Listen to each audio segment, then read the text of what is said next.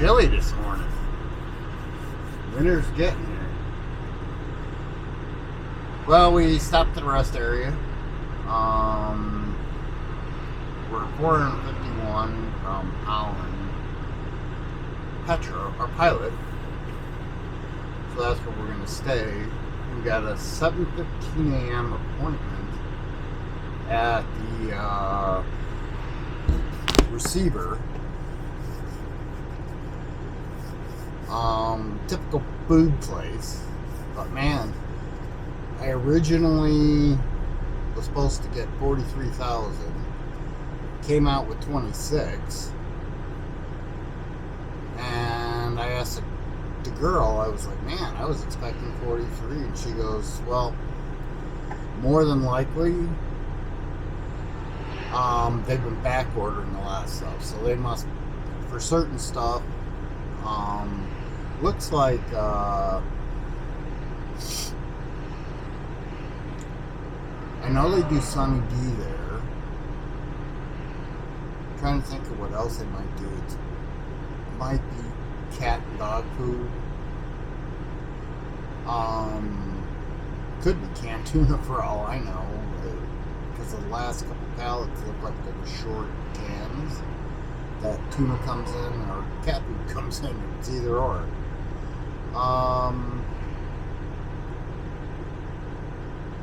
But they definitely don't use their heads when they load, because I probably mentioned this in a previous video. They could have stretched it out a couple more pallet spots just to spread the weight out a little bit. But so far so good. Like I said, if you ever go to that Purina and Crete, it's a mess parking.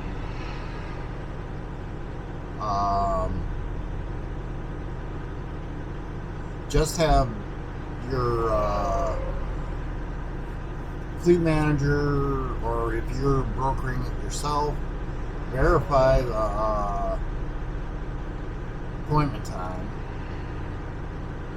Because they told us 1:30. I get there, the guy tells me 4 p.m. But I gotta admit, like I said, pretty sure I mentioned this in my previous one. Man, West Side, they made their call and I was in pretty relatively quickly. I sat there for a while because it just timed out where by the time all this was over and done with, I was right in the middle of their lunch hour. But right after lunch, like 1:15, they started loading me, and once I was loaded, I was done. Just so you know, when you're going there to pick up, if the guy forgets to give you the scaling information, ask him for it.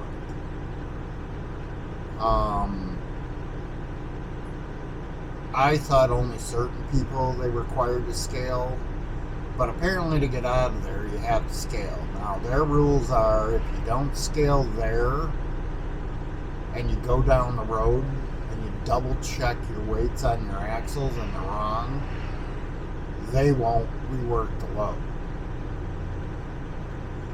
Now their scale there is an axle scale. Relatively easy to use. You spin around, pull up on the scale, you get out, enter in this code they give you. Then you enter in the last 8 digits of your pickup number, your trailer number, and then it prints out 2 tickets.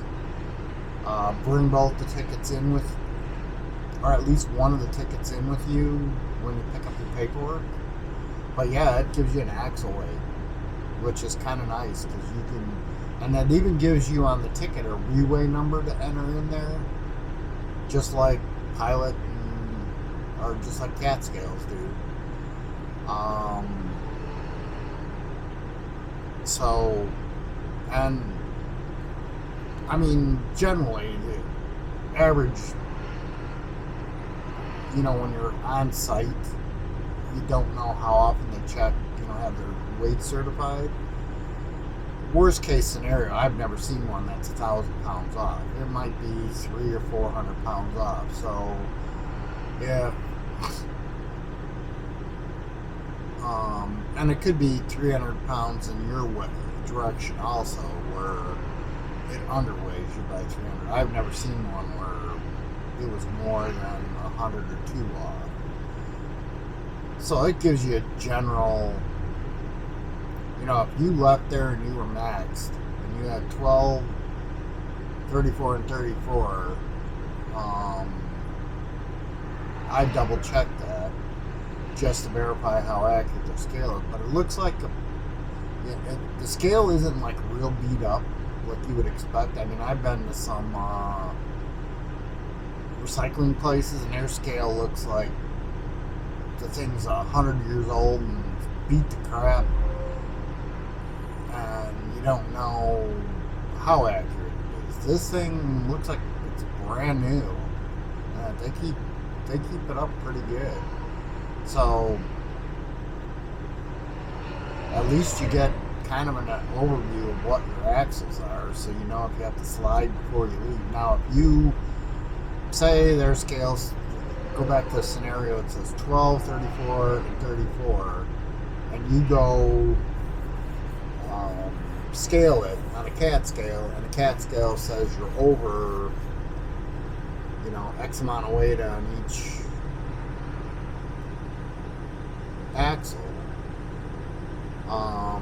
you could go back and then they would have to take that weight off to get it legal because you scaled there.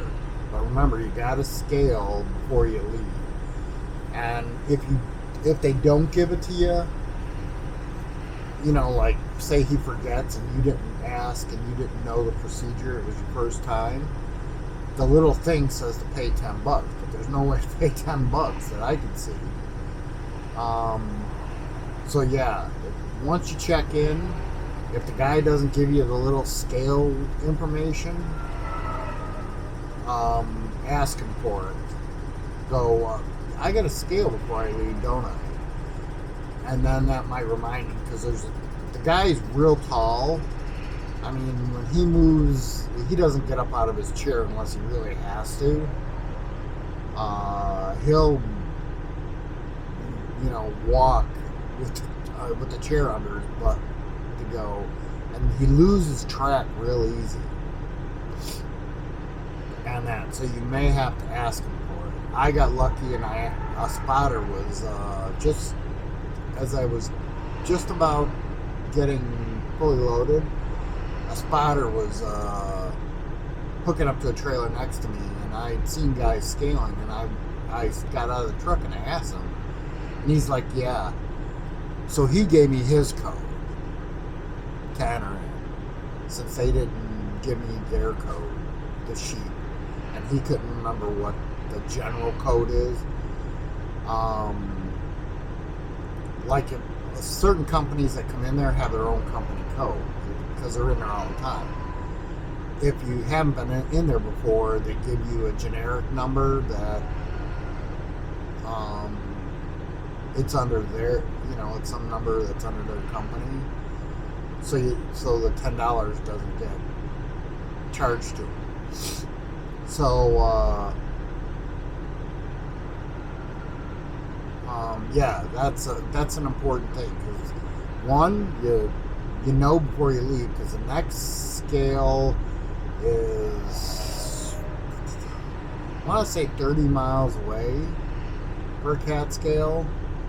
And like I said, if you know they ended up loading you too heavy and you couldn't get it off, they're not. It says right there they will not rework your load if you didn't scale before you left. So that's a big important thing there, is to make sure you get that scale information and scale before you leave. And like I said, for a company, usually it's a gross weight scale. Now this is an axle scale, just like you pulling up on a cat. So just wanted to let you know. Well, we'll see you in a little bit once we get rolling. Good morning, good morning. And we're getting closer. Still got 372 miles left to go. Nice sunrise. That clown and that kind of stove it, Jesus. He had to bend 5 feet from my front bumper and he comes over. What a bummer.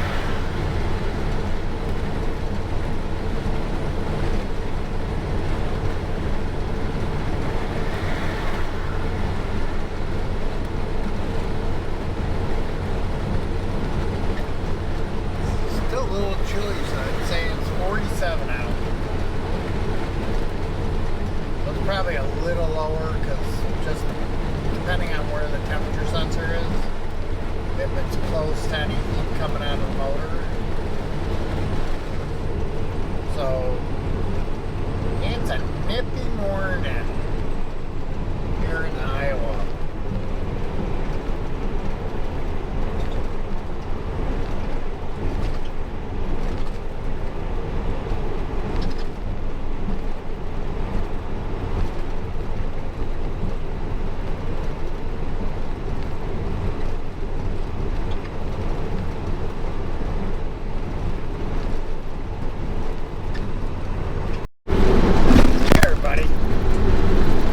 Take a look at all this traffic on the one side. This is what I had mentioned about a while back about because they got it down to one lane. This is backed up all the way from just before, well, even through the bridge in Joliet, and we're all the way.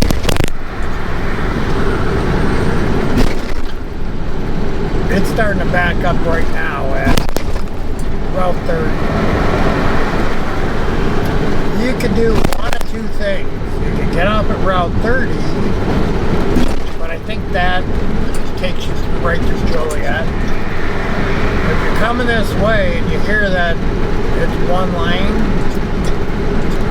to me the fastest way would be jump off at 355 north, go over to 55 south, and take that back to 80 if you're going west.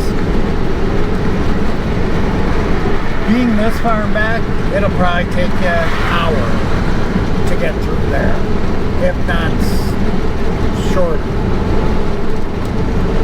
Going the other way, depending how fast you drive, might only take you a half hour to go around, and at least if you go by how many miles you get on your fuel, you're going to use more fuel sitting, stop and go, especially if you're heavy, than if you're light.